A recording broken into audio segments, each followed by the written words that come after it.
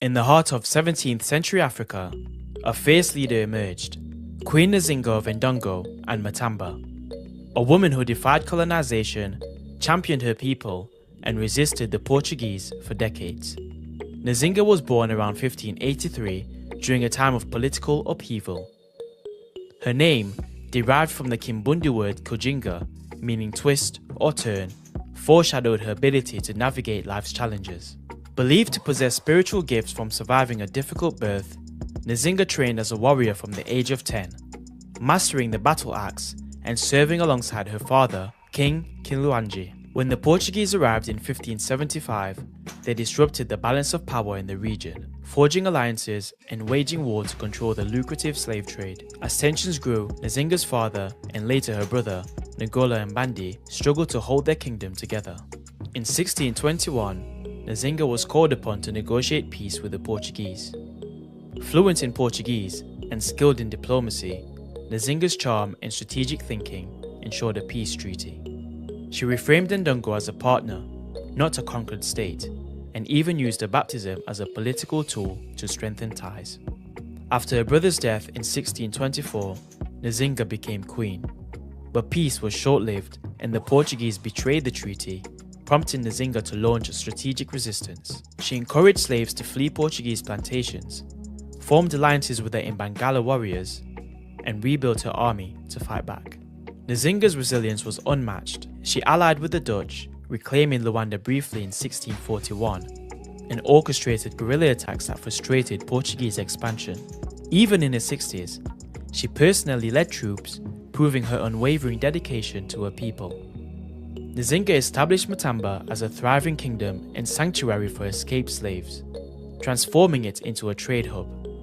The wealth she generated fueled her resistance, cementing her legacy as a warrior and a visionary leader. Queen Nzinga's fight inspired generations, paving the way for Angola's eventual independence in 1975. She remains a symbol of resistance, courage, and unyielding determination, a queen who refused to bow to oppression. The situation had become worse on all fronts when Diogo became king of Congo in 1545, supported by the Lisbon court factions that could still make or break kings and influence their policies. On the other hand, the powerful trader population had their principal strongholds at strategic Luanda and Sao Tome, from which points they continued to expand slave operations in below, around, and beyond Congo, all in defense of Congolese kings and kings of Portugal himself. They were greatly aided by the king of Ndongo, the strongest state in the Angola region. But Ndongo was nominally under the Congo as a tributary state. In 1556, war between the major conflicting groups, hetero undercover, broke out open and full scale. Royal Portuguese forces allied with those of Congo against Portuguese trader forces allied with Ndongo Portuguese against Portuguese against Portuguese, and Africans against Africans. So we have war breaking out. Portuguese royal forces against Portuguese traders. The Africans that support the Portuguese traders and the Africans that support the Portuguese royal forces, right? So it appears on paper in the records. The simple truth is that it was a war of Africans against Africans, with the Portuguese forces safely in the rear. The black troops were to be used in all dangerous situations and white lives safeguarded whenever possible. This was no silent gentleman's agreement or an aspect of the Grand Caucasian consensus. It was rather an explicit royal decree from Lisbon. It was so very unnecessary, this royal order, to put blacks in front of the lines of battle. This would have been done anyway as a simple matter of course. The Congolese were defeated, and Ndongo and the slave traders now controlled the whole trade. And although the war against them was instigated by Lisbon and directed by Manuel's own representatives in Congo, the victorious traders used Ndongo for negotiations, leading to a new allegiance with Lisbon and the foundation for taking over all of Angola and the colony of Portugal. To defeat the Congo was to defeat the Congo, not Portugal. Even the Portuguese counselors to Diogo could now deny any responsibility for the disaster with a straight face. Yet when Diogo died 5 years later in 1561, they were still actively on the job to choose his successor. thus promoting further turmoil in an already disintegrating nation. The murder of one king after another became almost routine. Attacks from enemy neighbors, quick to take advantage of the royal weaklings and internal chaos, marked the declining years of Congo as a great power. Jaga warriors almost gave it a death blow in 1568, but not quite. Things moved rapidly. In 1575, Angola became a colony of Portugal by royal decree only. Mother Congo, fighting for her own life, could only weep at the permanent loss of her greatest offspring.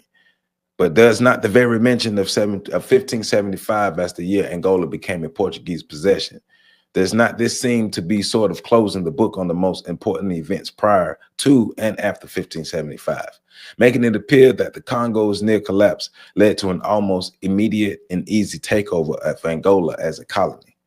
This was the way historians generally read. Well, it was not that way at all.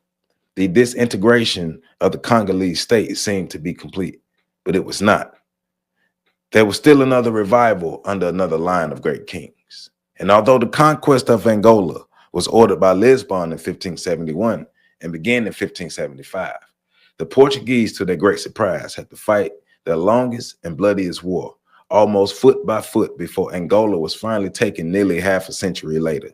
They had not counted on being confronted by a black queen who would turn out to be one of the greatest generals that ever commanded an army. They had not counted on the new queen of Ndongo, Anna Nzinga. Welcome back. Welcome back. Welcome back. Happy Monday. Welcome back to On the Shoulders of Giants. I am Joseph Ward, continuing my reading of Chancellor Williams's book, The Destruction of Black Civilization. Picking up my reading in chapter 10 on the second half of chapter 10 on page 275, where it starts off, the situation had become worse on all fronts. So what we're moving into is the Portuguese had crept into, as we read last week, the Portuguese had crept into the Congo and the Angola region. The Portuguese is there taking over. And the Portuguese are busy converting the African people to their customs, their ways, their religion, changing names, just going in and really just sitting down and kicking their feet up, the Portuguese really came in and put their feet up on the Congolese furniture. F your couch, Rick James style, right? And they thought everything was all good. They thought that the Congolese and the Angolan people would just lay down. It'd just be over. They just lay down and just let it happen. But what they wasn't counting on was Nzinga, Queen Nzinga, one of the most fierce warriors to ever exist. I have to redo her story. I did a story on this channel, but the video, YouTube, with their rules and stuff, blocked my video. So I got to redo that story. But Anna Nzinga gave the Congo leadership, gave them might, gave them intelligence, power, structure, courage, trust, belief. All the things that a leader should give their people. And this was a woman. This was a black woman. So this is an example of the capabilities of black women. But you have to be in the right mind frame as well as a leader, period, no matter who you are, because we have examples here in our reading where we're going to see where a leader in Anna Nzinga is more competent than the males around her. She's more brave than the males around her. She has more principles than the males around her. She stands on more business than the men who were easily swayed by the Portuguese, right? One of the greatest tools that Europeans used was the dishonesty and the persuasiveness to go in and either A, turn black people against other black people, or B, to, I guess you could say, restructure, reorganize the mindsets of the black people to make them think white. So take their black brains out and enter the white brain and have them thinking white. They become Negropeans now, right?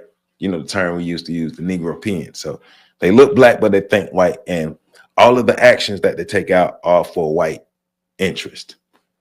So Now Anne Nzinga comes into the picture, and she's raising hell. She's kicking up dust and she's raising hell. And the Portuguese have an issue. And as you're going to see in our reading, the Portuguese are not only going to have an issue with Anna Nzinga, but the Dutch. But what lessons are we going to learn from our dealings with both the Portuguese and the Dutch?